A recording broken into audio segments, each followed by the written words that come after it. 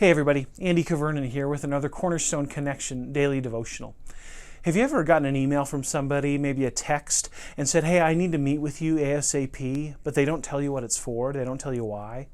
I don't know about you, but I get several of those from time to time, and it always is a bit disconcerting for me. I always tend to get kind of a lump in my throat, a fear, like, okay, what's the problem? What have I done that offended you, or what did I say in a sermon that you think is incorrect, or what leadership decision I make that you disagreed with? And actually, the vast majority of the time, when somebody sends a text like that, they don't mean to do that. They just want to connect about something totally benign. But here, based on my past, maybe my early days in ministry when I actually did make a bunch of silly mistakes. Now I still make mistakes, but maybe a bunch, and there were a lot of reasons why people wanted to tell me that I was doing something wrong. I still have that sort of tick, that trigger, and it can elicit a fear of what I don't know. And I don't know about you, but I have a fear sometimes of what I don't know. Anybody relate to that? I think we all do. We tend to fear what we don't know. Well, there's this episode in the Gospels as we've been continuing to work our way through the book of Matthew. And here we find ourselves in Matthew chapter 10, where Jesus is sending out the disciples into the world. And he's saying, look, guys, it's going to be tough out there. There's going to be some adversity. There's going to be some people that are going to be out to get you. In fact, you're going to be sheep among wolves. I'm warning you. But then Jesus offers some really awesome encouragement. And I want to bring you to Matthew chapter 10, starting in verse 26. And I want you to hear what Jesus said. He said, so don't be afraid of them, okay? Don't be afraid of the wolves. You're sheep.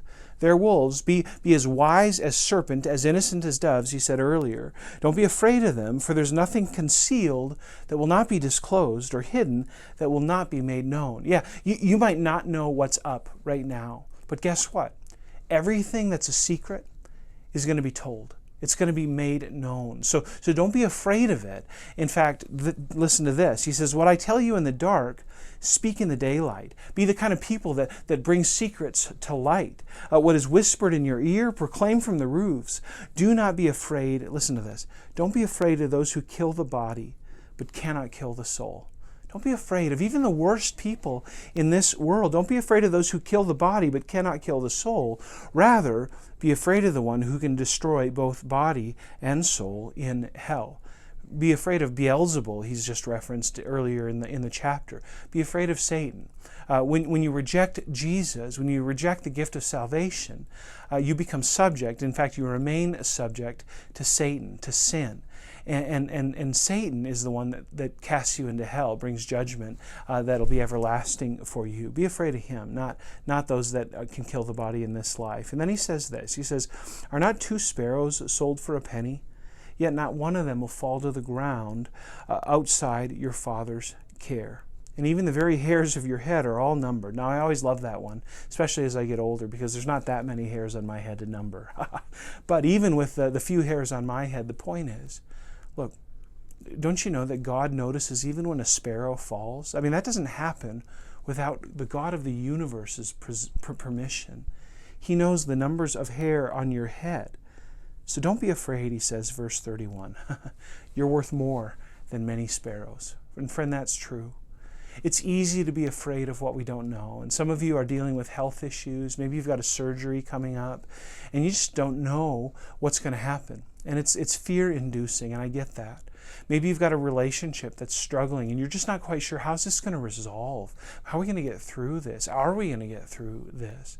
Maybe you're in a work situation, a business situation, and things are looking bleak for your job, and it's really disappointing. It's frustrating.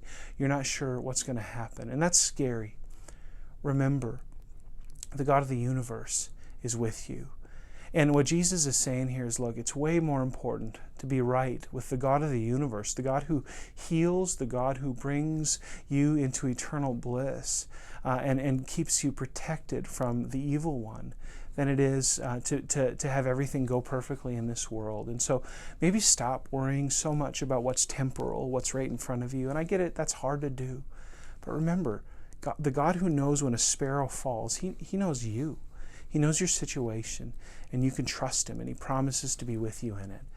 As you're sent into the world, friends, yeah, the world can be scary. There's wolves out there. But remember, He's the one who overcomes the wolves. He's the great Savior, our great King, Jesus. He's the Lion. He wins. Be confident. Have faith. Wait on Him today. Thanks, friends. And Lord willing, we'll see you again soon on the Cornerstone Connection Daily Devotional.